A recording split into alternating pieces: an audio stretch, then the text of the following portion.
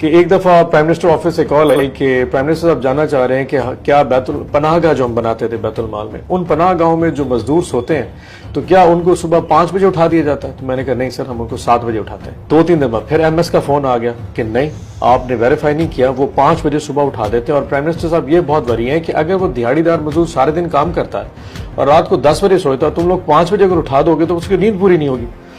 मैंने उन्हें कहा जी अच्छा मैं चेक करता हूँ। अब मुझे समझने लगे इसका तरीका क्या। तो एक दफा मैंने क्या किया कि मैं भेस बदल के दाता दरबार लाहौर पनाहगाह चला गया।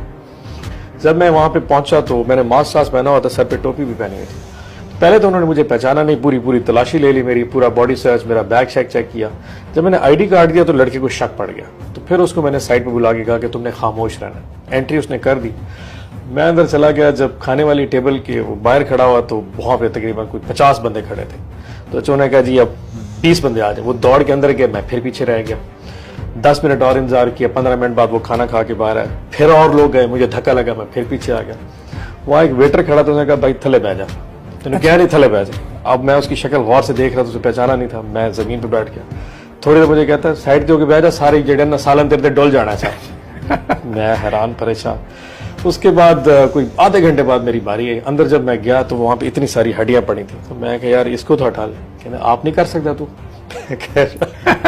अब मुझे आहिस्ता आहिस्ता सारी फिल्म चली थी कि प्राइम मिनिस्टर सारी चीजों का पता था, और मैं बैतुल माल का MD होने के बावजूद मेरे नीचे एक इदारा चल रहा है और मुझे उसमें अंदाजा नहीं कि कितनी कमी बेशी हो सकती है। मैं बर्दाश्त कर गया। खैर मैंने खाना खाया। रात को जब मैं जाके वहां पे अपने कमरे में जिस जगह पे लेट गया तो उसके बिस्तर। अच्छा आपने रात वही स्टे किया? हाँ, रात को जाके स्टे। खैर वो रात गुजर की, रात को मैं भी उनके साथ सो गया। रात को लोगों ने बड़ी कहानियां सुनाई, लेकिन जो भी कहता था ना वो इमरान खान साहब के लिए लिटरली दिल से दुआएं करता था। सुबह एग्जैक्टली पूरे 5 बजे जैसे प्राइम मिनिस्टर ने कहा था, मुझे 5 बजे उन्होंने मेरा ना बेड खड़काया और मैं भी उठ के बैठ गया। उठो जी उठो, नाश्ता आ गया।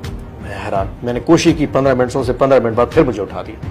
खैर आखिर मैं बादल नख्वास्ता 5:30 उठा, नमाज पढ़ी और नमाज पढ़ के नाश्ते की टेबल पे आ गया। एनीवे नाश्ता करने के बाद फिर मैंने अपना तारुफ कराया, उन सबको बुलाया। गुस्सा करना मेरा बनता नहीं था।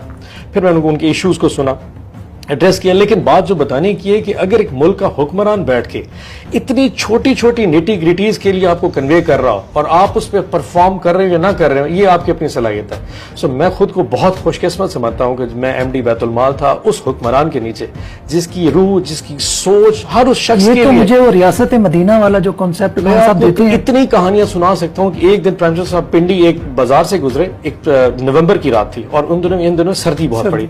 तो मुझे MS का फोन है कि ने कहा कि मैंने उस पुल के नीचे बहुत सारे लोग सड़क पे सोते देखे। तो मैंने कहा सर उसके साथ जो पनाहगाह है वो 100% चल रही है, वहां स्पेस नहीं है। तो उन्होंने कहा जी कोई प्राइम मिनिस्टर कह रहे मुझे नहीं पता, ये लोग कल रात को यहाँ नहीं होने चाहिए। मैं उसी वक्त 100 स्लीपिंग बैग्स लेके आया और हमने वो पनाहगाह की छत के ऊपर एक कंटेनर लगा के उसमें लोगों